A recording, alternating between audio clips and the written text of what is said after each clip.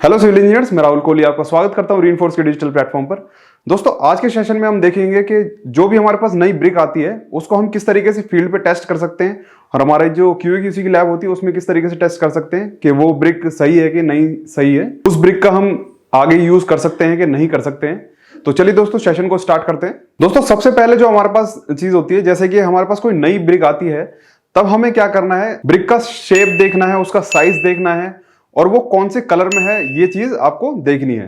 तो field test इसी चीज को बोलते हैं। जैसे कि अगर आप किसी फील्ड पे नई ब्रिक को देखते हैं तो उसमें आपको क्या देखना है, जो उसकी एजेस है वो शार्प है कि नहीं है, और इसका जो कलर है वो कॉपर कलर का होना चाहिए या फिर आपका रेडिश कलर का होना चाहिए। ठीक है, और इसके जो पोर्स हैं वो बहुत छोटे छोटे होने चाहिए। ऐसे नहीं कि बड़े बड़े आपके जो पोर्स हैं वो खुले हुए दिख रहे हैं।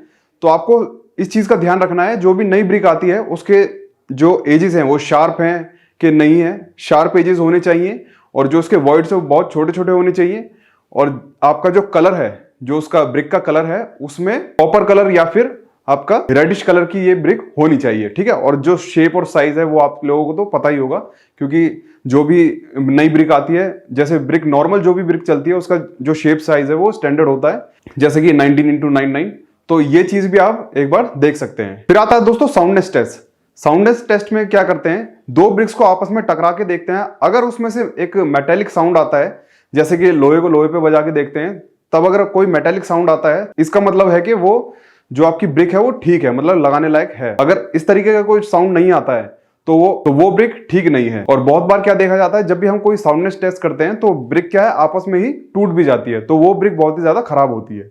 ठीक है, तो ये होता है दोस्तों साउंडनेस टेस्ट। फिर एक दोस्तों फील्ड टेस्ट होता है। फील्ड टेस्ट में दोस्तों क्या करते हैं, एक हमारे पास नई ब्रिक होती है, उसको हम लेते हैं और 1 मीटर की हाइट से उसको गिरा कर देखते हैं। अगर वो ब्रिक 1 मीटर की हाइट से नीचे गिरते ही टूट जाती है तो वो ब्रिक खराब है, मतलब कि उसको हम यूज नहीं कर सकते हैं। और अगर कोई ब्रिक इस टेस्ट में पास हो जाती है तो वो ब्रिक आपके यूज में आ सकती है। तो ये दोस्तों फील्ड टेस्ट होता है, जिसको आप नॉर्मली किसी भी साइट पर कर सकते हैं। फिर आता है दोस्तों कंप्रेशन स्ट्रेंथ। ये जो कंप्रेसर स्ट्रेंथ होती है वो आपको QA/QC की लैब में जाकर पता लगानी होगी, क्योंकि ये जो इक्विपमेंट होता है वो आपके QA/QC की लैब में ही जाके मिलता है। इस टेस्ट में क्या होता है दोस्तों, एक हमारे पास कंप्रेशन मशीन होती है, उसमें हम क्या करते हैं, अपनी एक ब्रिक को रखते हैं और उस पर लोड लगा के देखते हैं। अगर वो लोड में पास हो जाती है, मतलब कि जो इसका नॉर्मल लोड होता है वो आपका 14 किलो न्यूटन पर mm² होता है, इससे नीचे अगर वो ब्रिक क्रश हो जाती है तो इसका मतलब है कि वो ब्रिक ठीक नहीं है, और इससे ज्यादा तो कोई भी ब्रिक नहीं झेल पाती है। मतलब इसके बीच में अगर कोई रहती है तो वो ब्रिक आपका ठीक है। फिर आता है दोस्तों हार्डनेस टेस्ट। हार्डनेस टेस्ट में हम क्या करते हैं, एक हम निडल लेते हैं, निडल से क्या करते हैं, कोई भी एक साइन बना के देखते हैं, जैसे क्रॉस बना दिया या फिर कोई एक सीधी लाइन खींच दी।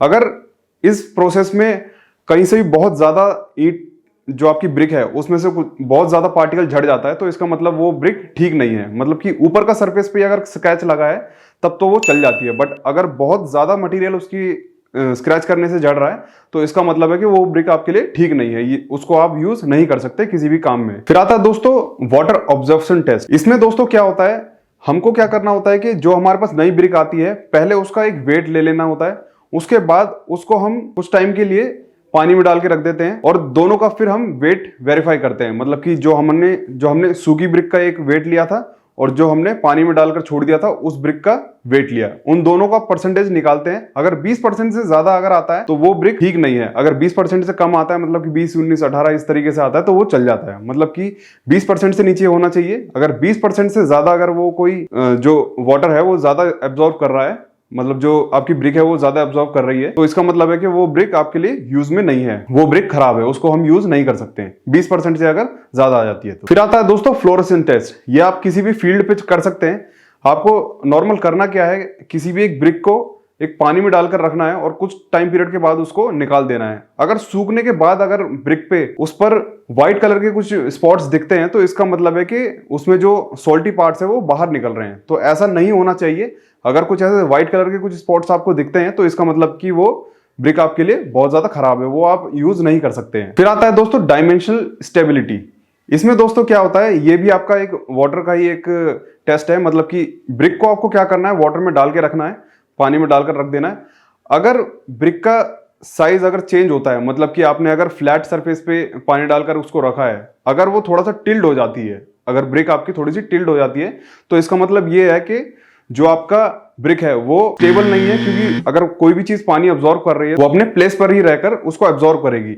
बट अगर उसका साइज मतलब उसका शेप अगर बदल जा रहा है तो इसका मतलब कि वो खराब है, मतलब कि एक साइड से उसने एब्जॉर्ब किया और दूसरी साइड से उसने एब्जॉर्ब नहीं किया, इस वजह से जो उसका एंगल है वो बदल गया।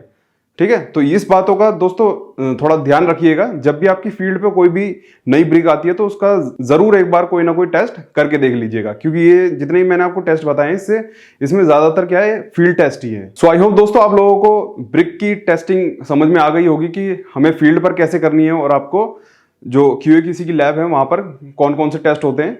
अगर फील्ड पे टेस्ट करने हैं तो आपको ये जो मैंने अभी आपको बताया ये आप कर सकते हैं, और जो आपके QA/QC की लैब में जितने भी टेस्ट होते हैं वो आपके कंप्रेशन टेस्ट होते हैं और भी बहुत सारे टेस्ट होते हैं। सो आई होप दोस्तों आप लोगों को समझ में आ गया होगा कि किस तरीके से ब्रिक को चेक करना है ऑन फील्ड पे और QA/QC की लैब में। सो दोस्तों अगर आप लोगों को वीडियो अच्छी लगी हो तो प्लीज वीडियो को लाइक कीजिए, हमारे रीइंफोर्स के चैनल को सब्सक्राइब कीजिए और वीडियो को ज्यादा से ज्यादा शेयर कीजिए। Thank you so much.